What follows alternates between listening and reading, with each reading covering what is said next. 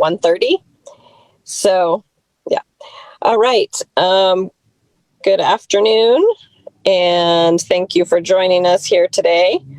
We do not have a quorum at this point in time, so we will temporarily at least skip over items 1 and 2 on the agenda, which are establishing a quorum and disposition of minutes, because we can't do those things at this moment. Hopefully we'll get a couple more people in here soon, but a few people have committed to me about the topic priorities of this commission, and whether or not the name of the mission most accurately represents our entire what we're charged with. It's of course kind of come up specifically because of issues related to the University Estates housing development, and the fact that many people are interpreting the favorable support of the housing development from the Affordable Housing Commission as a specific statement that the affordable, or that development is affordable. And hey, Zach, I just saw you joined us, so I think that gives us a quorum now. Excellent. So I will go back to, hey, we have established a quorum, as long as no one's been kicked off here. And I do apologize, I'm in my car on my phone, so if I happen to get kicked out in some way, Paul, if you would take over, it's just general running of the meeting in case I disappear. But now that we have a quorum, we can move on to disposition of the minutes. And I just wanted to note that there's one thing that I think perhaps should be changed in the minutes, and it was referencing the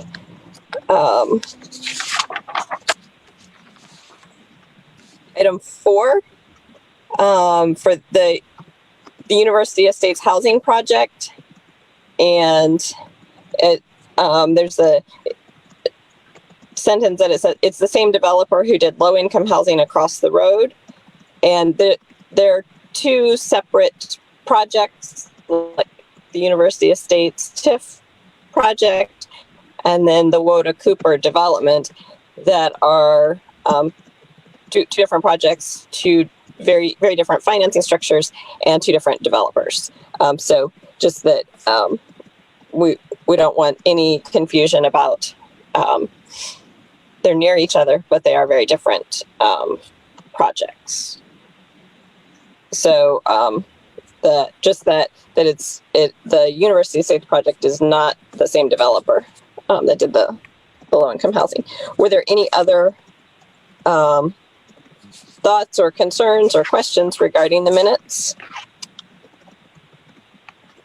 And sorry, because I'm on my phone, I can't see everyone at once. So if you need to interject something, please just speak up. Okay, then Molly, if you could just amend that one section, then if we could have a motion for approval as amended. I'll make a motion for approval as amended. This is Paul. I'll Thanks, Paul. second. And a second. Michelle seconds. Thank you. And all in favor? I Aye. say aye. Aye. Thank you all. Okay.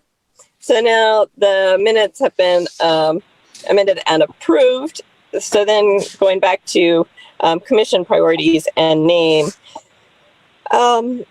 So Michelle, though I didn't give you a heads up and say, hey, would you speak to this? But Michelle and Paul have both been involved because they both served on the precursor to this commission that was the task force. And I recently, I was just going through my paperwork of for the Affordable Housing Commission, and found the recommendations from the task force that resulted in the formation of this commission. And the very first item was that the city and university should partner with other community organizations in order to promote an increase in housing stock between the 125,000 and the 250,000 level. And item A under that was, this recommendation calls for owner-occupied housing stock of universal design to be used as both starter homes and retirement housing for those looking to downsize. So I feel that it's important that we remind ourselves and recognize that though the name of the commission is the Affordable Housing Commission, they're based on studies and work done by the Housing Task Force. There 125 to 250 was the target price range from, what was this, in maybe 2016, Paul or Michelle? So even years ago, that was the recommendation. And not that there's not a need for low-income housing, but that it's just because our commission recommends to the city that we proceed on a project does not mean that we are specifically saying that project is affordable or is low income, but that it would improve the housing stock and housing market and meet a need in the housing market within Athens.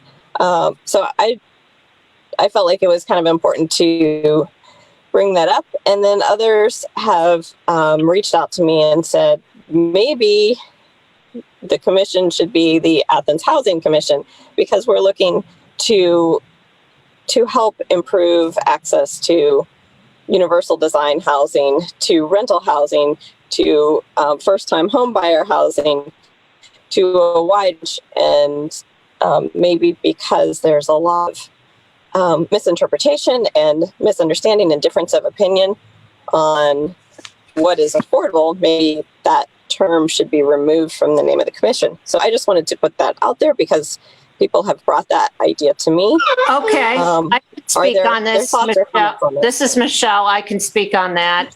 And Paul, fill me in with historical details too. But originally, this was the Economic Development Council was a huge push on this. And then many first-time people coming to Athens who were having difficulty finding stuff within the city limits for the university. That's why the university was such a big partner at the time. They really aren't at the table anymore, or seem to be. But, that was huge for all of those entities, including the city, because young people or these companies that were coming to town, like Machine Mold, things like that, they couldn't find housing within the city that would meet their, $15 an hour to whatever they were making, $20 an hour, that kind of thing. So all of that was a concern. And that's why we felt like low-income people who met those thresholds, they had, the Metropolitan Housing Authority or other groups that were working for them. If you look at around our area, there is a lot of low-income housing, whether it's federally subsidized or not, built. There are programs for that. And this was a gap in that, maybe $40,000 a year to, I don't know. I can't remember what the top end was. And then, so we called it the bookends. There was those young people coming in, and then people wanting to downsize out of their house that needed more of this universal design. kind of element, but didn't want to leave Athens. So that was a huge, the Athens Village was involved. There were all these different entities that we met with and interviewed, and what are your needs? And that's how we came up with the report. Like I said, the lower end of the and some of that redevelopment stuff was, maybe aimed at a younger person coming in who had the will and the energy to rehab a house or whatever and give them some of the foundational stuff they need to do that. And then at the other end was retirees who were looking to downsize and be in a patio home, or like what's being built out at University Estates. So obviously the costs with that have increased, which, is unfortunate. But, the WOTA project across the street from UA, that's a whole different kind of group of folks, I think. But so, Paul, what do you think? I mean, what did I miss?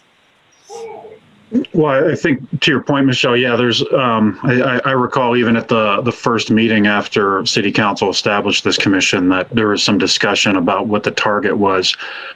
We do have a document that was from the Affordable Housing Commission's recommendations document from 2019, which I believe City Council approved, that says that our charge is to work to find housing, including owner-occupied and rental housing within price ranges of $125,000 to $250,000, which was the from that task force that you and I served on, the City University Task Force. We met for years, I want to say, Michelle, to put together those findings. And it was identified that, from the city's perspective, or within the city limits of Athens, we had a lot of single-family residential housing that was high-priced, or included flood insurance, which is kind of a secret cost, $1,500 to $2,000 per year, and then we had a lot of rental stock that was geared towards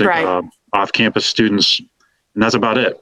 And so owner-occupied housing for new families, universal design, senior housing, rental housing for people who are non-students, all of those things were identified as needs that we were not meeting in the city. And so from that point, that's kind of where the task force or this commission was created by council, was to try to solve for that issue. Now we have, of course, we do have affordable in our term there, and that is a loose definition. We had this debate, I think, at our last meeting too, what actually is affordable. I saw city council having that debate as well. If we think we need to change that name, that's fine.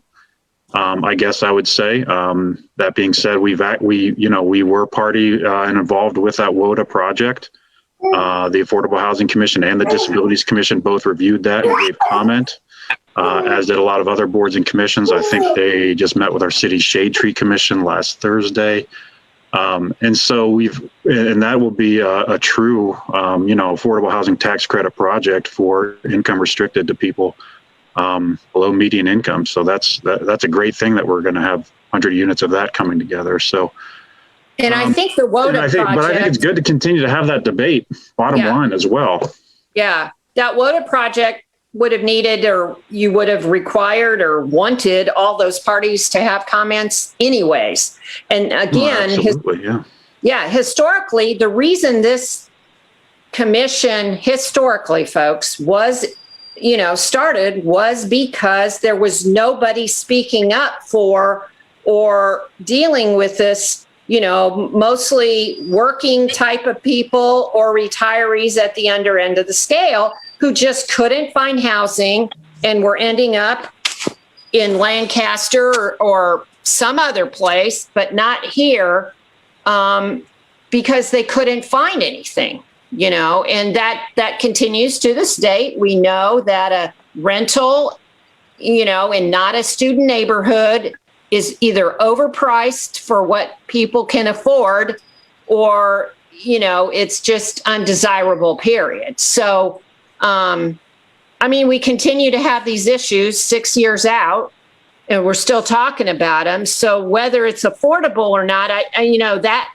term came up, I think, because we were trying to capture that, not everybody can make a certain amount of money and get into a house. I know, Paul, you were in that situation as well, looking for a home, right, for your young family. So, whether affordable is, I don't know, if you aren't in the building industry or don't have connections to a bank, we had real estate, we had banking people there, we had all these people who were saying, this is how much we can lend to that amount of money, those type of, what their income is. So, I don't know. I know people get upset with the word affordable, but I don't know what we say with that anymore these days.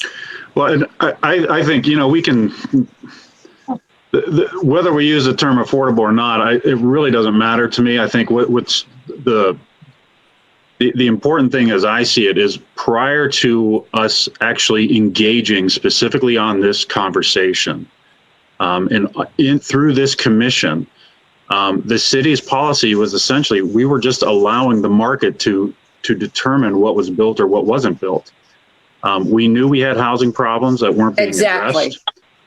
We also knew that, the building permits that were being issued were always for off-campus student housing, or for almost exclusively for homes that were single-family residences on large lots that were being built that were selling at $350,000 and up. And so we knew that we were getting crowded out. We had Molly's predecessor, Sarah Mars. She had, data saying that, we're trying to lure businesses to locate in our community.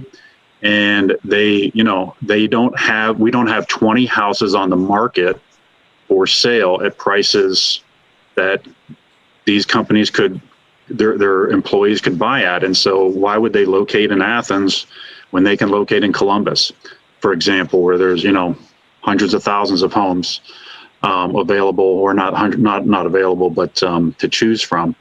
And so we identified that we had a real problem here that we needed to focus on. And so, again, affordable housing commission, I think we, I'll leave it to council to determine, or I guess as commission, we can make a recommendation. But I think what's really important to say is, because this was created, because we've had so many discussions about housing over the last couple of years, we're starting to basically change the tide and see that we need to shape our policies. And I think that document we have from 2019 is really relevant to focus on, to make sure that we are trying to get senior housing, trying to get housing for low to moderate income, trying to get housing for new families, trying to get housing that is universal design, and all of those things. And we just weren't, we were talking around those issues, but we were just letting the market dictate what was happening at all times. And Paul, to your point, just to reiterate, that hasn't changed. We just went through a strategic planning process this year and had a focus group with several of our larger businesses that do pay living wages, and that was still one of their top issues. So that problem, obviously, we all know that here hasn't been solved, and it continues to burden economic development efforts and business attraction and expansion.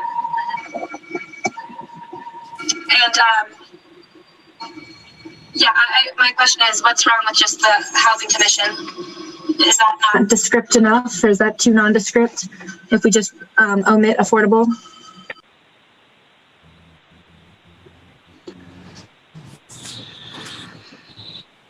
I think, I guess I would defer to Sarah as the council representative, whether, but I would say, again, what's really important is our charge.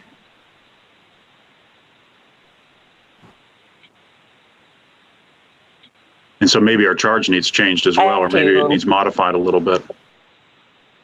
Perhaps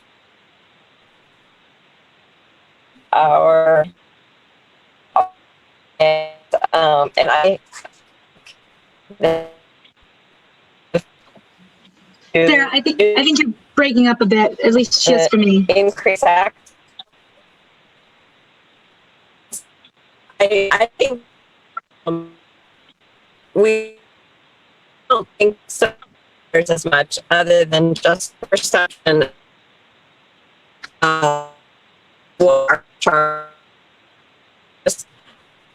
even though it's repetitive for some of us, perhaps I think it's good as Paul said, to have these discussions, period, our charge is. And I apologize if my my streaming quality is poor.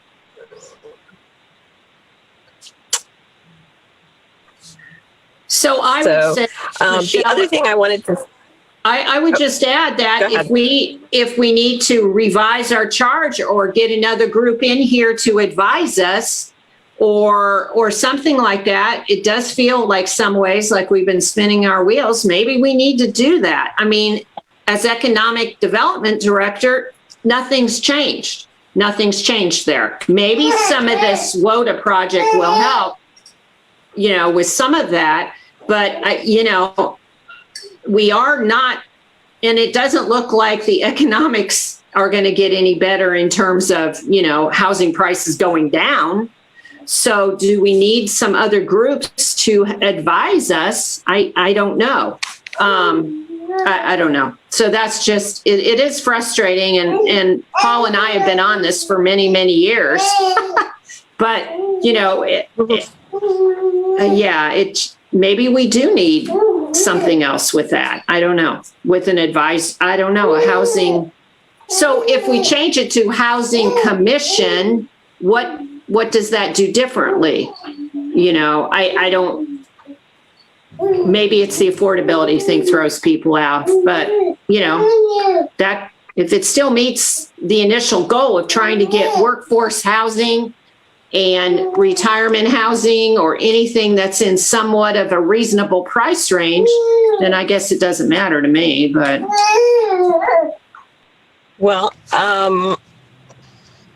the other thing that we might want to include in our recommendations to council is that the city consider perhaps after the WODA Cooper and development comes online, and if the University Estates project is completed, if that goes through, perhaps then hiring a firm to do another analysis of the market and need, because I know that there was one that was done that was used by the task force some years ago, and it would be interesting to note, if the two new developments are completed, then a new study or a new look at the market might be beneficial for moving forward. Sarah, can you update us, Sarah, to what happened at council regarding the UE project? I'm not entirely clear where that sets. Yeah, that's I can go ahead and do that now. It's it's on the agenda, but this discussion and some council members said they did not agree with approving the amendment to the agreement because of concerns that it was no longer going to be providing housing to the individuals that were intended to be targeted by the project. I have not brought it up in full council. It was just discussed in committee. I think the majority of council will approve an amendment to the agreement with the builder, the developer. But there were also questions about the environmental standards as far as energy efficiency. And so Paul sent an email to the developer requesting that they look into their standards that are established through the federal Department of Housing that I believe they're called Zero Energy Ready. Is that right, Paul? That sounds correct, sir. We asked the builder to look at those guidelines and let us know if a Zero Energy Ready standard, that it was through Department of Energy. If those standards would work for this developer, or if, out of the list of standards, how many of them could they meet within the budget that was outlined. So I think it's important to several members of council that we have specific sustainability and energy efficiency standards in the agreement. And so we are waiting to hear back from them, but they are not. And so I think once we know what they, what we could do as far as energy efficiency and sustainability standards, that then I will bring it back up in council. Does that answer your question, Michelle? Yes. Maybe change it to fair housing. Change the name of the commission to the Fair Housing Commission? To fair housing. I like that. Yeah. Isn't there already a fair housing group? Is it the Fair Housing Board? There's an Athens County Affordable House, or excuse me, there's the Athens County Housing Coalition, which meets at least quarterly. We haven't met, there hasn't been a lot of movement since because of the pandemic, but that's a wide group of community members, housing leaders from all over the county that have been meeting to talk specifically about, the needs of low to moderate income housing, supportive housing, housing for people who need counseling and addiction services and all of that. That's been meeting for, I've been going to those meetings for 12 years or 13 almost now. And I think they were meeting for years before that. And so there's that as well. But that's called the Athens County Housing Coalition. Okay. What about Workforce Housing Commission? I know that doesn't encompass the retirees that we're also trying to accommodate, but I've just thrown it out there. Yeah, I think probably the retirees and then persons with disabilities, that we're also wanting to be sure that we improve access to housing for those two groups. Were reasons why we didn't narrow the focus specifically to only workforce.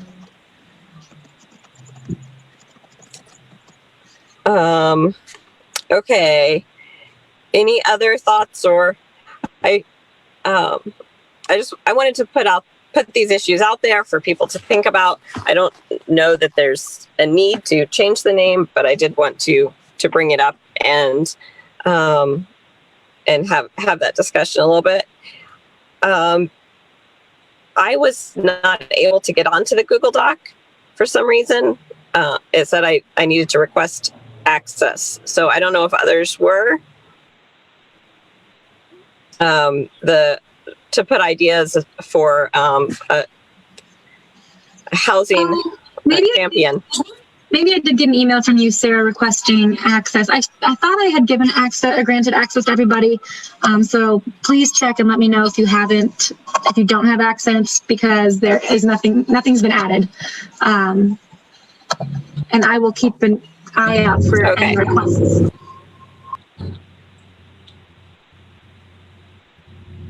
Okay, so if nothing's been added, then we probably don't need to discuss that very much. And I did the status update on the University Estates housing project. We are hoping for some energy efficiency standards, and then that takes announcements and does anyone have anything else that they'd like to bring to the commission to discuss? Sarah, just real quick relating to that, that TIF project, as you mentioned, we did communicate to the developers what the conversation from City Council a couple weeks ago. I have not heard back from them since then, other than just to confirm that they received the email and we're going to check it out.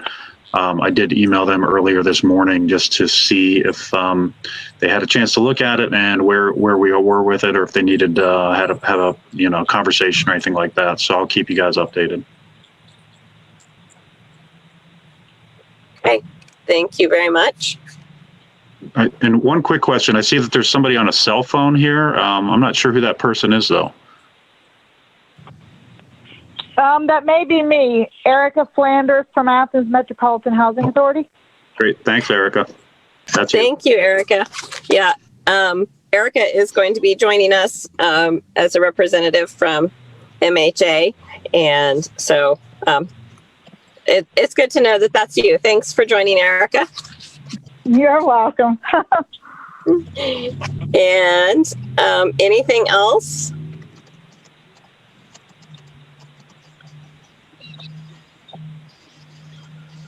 Okay. Sorry about the connection issues for me today. Thank you all for being here. And if we have a motion to adjourn. I'll make the motion to adjourn. It's Michelle. And I saw Noah indicated that he was motioning too. Okay, so we can have a motion and a second? Yeah, I'll second. I have Noah made the motion, Michelle seconded. Thank you so much. And